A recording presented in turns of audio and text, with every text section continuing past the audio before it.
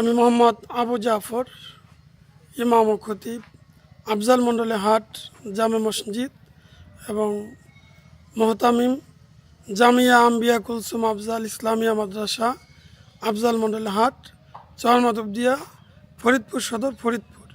ছাত্র জীবন থেকে আমি মসজিদের ইমাম এবং খতিবের দায়িত্ব পালন করি। স্কুলে তো আর পরিবর্তন করার সুযোগ থাকে না, এক জায়গায় ভর্তি হলে ওইখানে শেষ করে। কিন্তু মাদ্রাসার আবার প্রতি বছরে রমজানের পরে অন্য জায়গায় নতুন ভর্তির সুযোগ থাকে।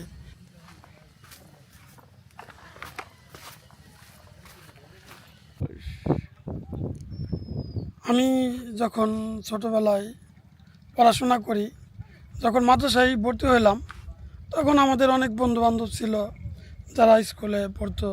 তারা দেখতাম স্কুল টাইম শেষ করেই বিভিন্ন খেলাধুলায় অংশগ্রহণ করত। কিন্তু আমরা মাদ্রাসায় পড়ার কারণে শুধু ওই মাদ্রাসায় বিশেষ করে রাত 3টা সাড়ে 3টায় উঠতে হয়। এরপরে রাত 10টা পর্যন্ত লেখাপড়া করা লাগে। ঘুমানো 10টার আগে আর ঘুমানো যায় না। যখন বাড়িতে আসতাম তো এলাকার লোকজন দেখতাম, এলাকার পোলাপান ওরা খেলাধুলা করতেছে, রাত 9টা 10টা পর্যন্ত বিভিন্নভাবে আড্ডা দিতেছে। কিন্তু তখন মনে কষ্ট লাগতো যে সমবয়সী ওরা ঘোরাফেরা করে আর আমরা বদ্ধ থাইকা সারাদিন খালি পড়াশোনা পড়াশোনা। অনেক সময় আমি পড়তে চাইতাম না, কিন্তু বাপ মা বারবার চেষ্টা করছে। মাদ্রাসাতে অনেক সময় পলায় চলে যাইতাম বিভিন্ন জায়গায়। বিশেষ করে আমরা এই ইরি ধানের বছরে আমাদের বাড়ির সামনে ইরি ধান ক্ষেত থাকতো। আমি বিকালে আসতাম মাদ্রাসা থেকে, আইসে রাত্রে ভাত নিয়ে যাওয়া লাগতো। বিকালে সন্ধ্যার আগেই মাগরিবের নামাজ পড়তে হইতো মাদ্রাসায় যায় রাত্রের খাবার নিয়ে। তো আমরা অনেক সময় ভাত নিয়ে আর রাত্রে মাদ্রাসায় যাইতাম না। ওই বাড়ির সামনে ইরি ধান ক্ষেত ছিল, ওই ইরি ধান ক্ষেতের আইলির উপরে বসে থাকতাম। রাত 9টা সাড়ে 9টা বাজলে আমাদের বাড়ি একটা কাছারি ঘর ছিল, আমি ওইখানে রাত্রে আইসে একটা ছালা বিছিয়ে শুয়ে থাকতাম। তো অনেক সময় আমার মা হয়তো ঠিক পাইতো, অনেক রাত্রে মা অনেক সময় জাগতো, জায়গায় দেখতো যে আমি ওইখানে শুয়ে আছি। তো আমার আব্বা আবার প্রশ্রয় দিত না, মাদ্রাসা কামাই দিলে অনেক রাগারাগি করতো, মারামারি করতো, কিন্তু মা আমাকে অনেক সাপোর্ট দিত। তো রাত্রিবেলায় দেখা গেলো আস্তে করে অনেক দিন ওই শীতের রাত্রে এরকম হইতো যে ওই ছানার উপরে শুয়ে রয়েছি। মা আব্বার ভয়তে অনেক সময় ওই ঘর থেকে আপনার ল্যাপাইনে দিয়ে যাইতো।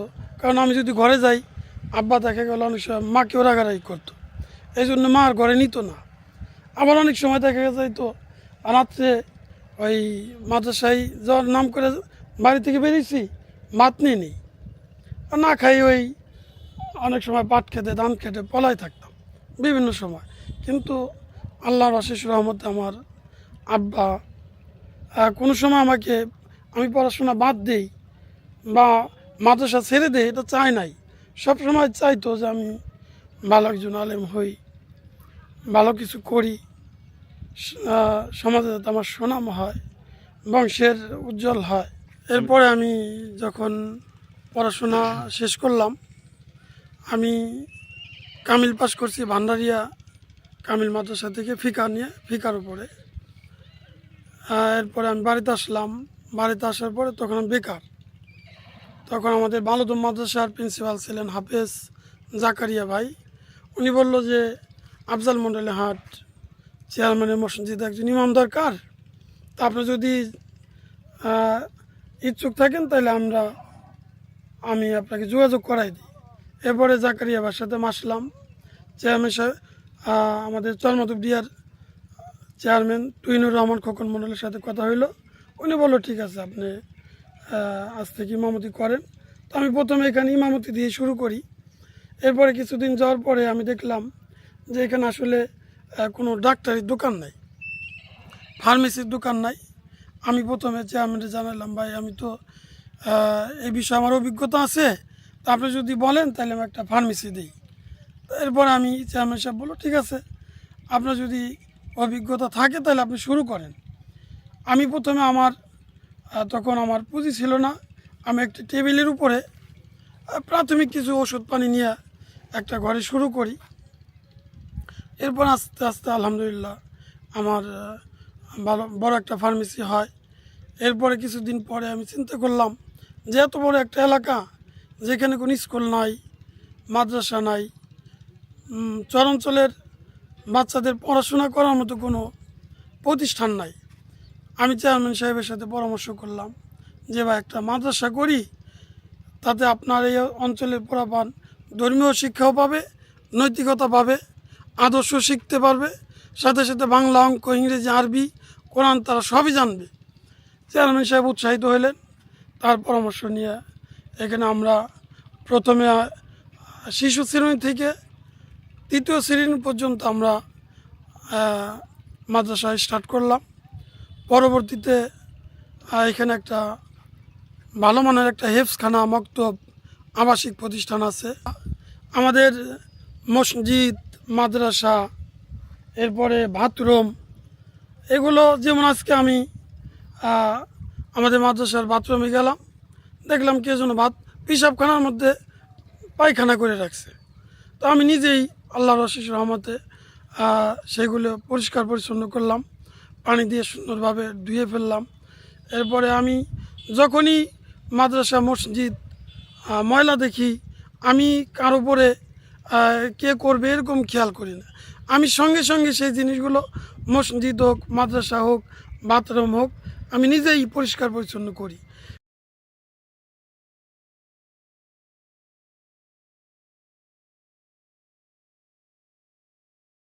আমি